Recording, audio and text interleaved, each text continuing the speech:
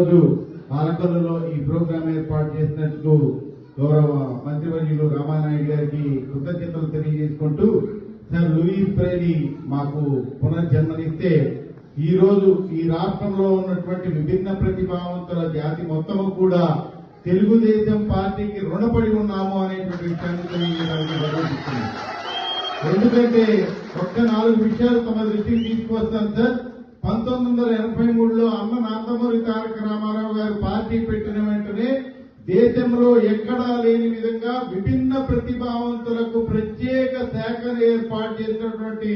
Party ఏదైనా ఉంది అంటే కనుక అది తెలుగుదేశం పార్టీ. ఈ రోజు ఎన్ని సంక్షేమ అభివృద్ధి కార్యక్రమాలు జరుగుతున్నాయంటే ఆ రోజు అన్న నందమూరి తారక రామారావు గారు విభిన్న ప్రతిభావంతుల సంక్షేమ శాఖను ఏర్పాటు చేయబట్టి. అలాగే రెండోది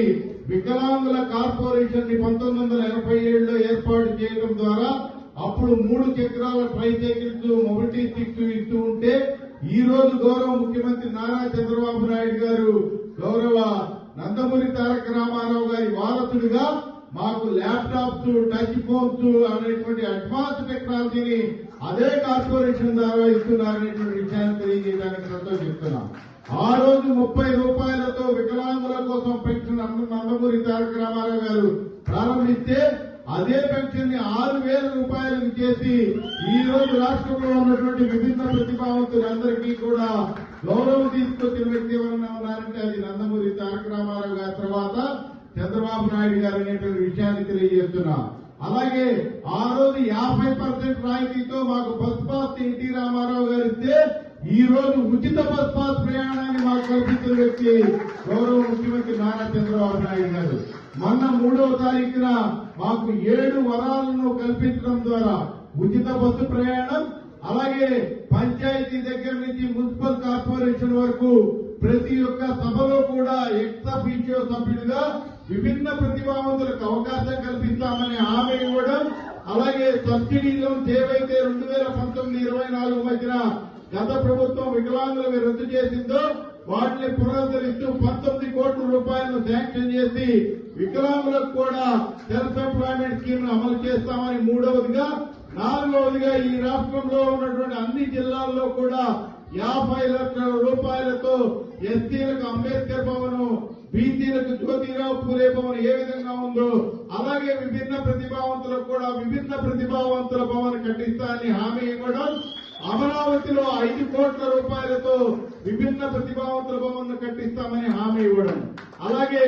5వదిగా బ్లైండ్ క్రికెటర్ ఎవరైతే కరుణకుమారి రీసెంట్ గా వరల్డ్ కప్ లో అందులకు సంబంధించినట్టు మహిళా ప్రపంచ కప్ను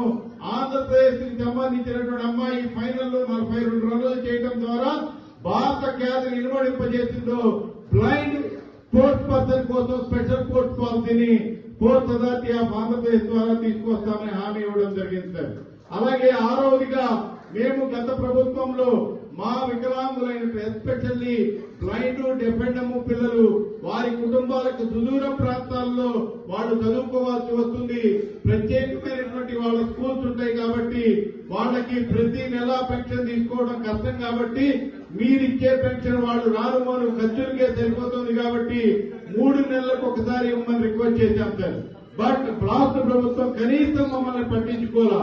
ఈ ప్రభుత్వం వచ్చిన వెంటనే 3 నెలలకు ఒకసారి పెన్షన్ ఇవ్వడమే కాకుండా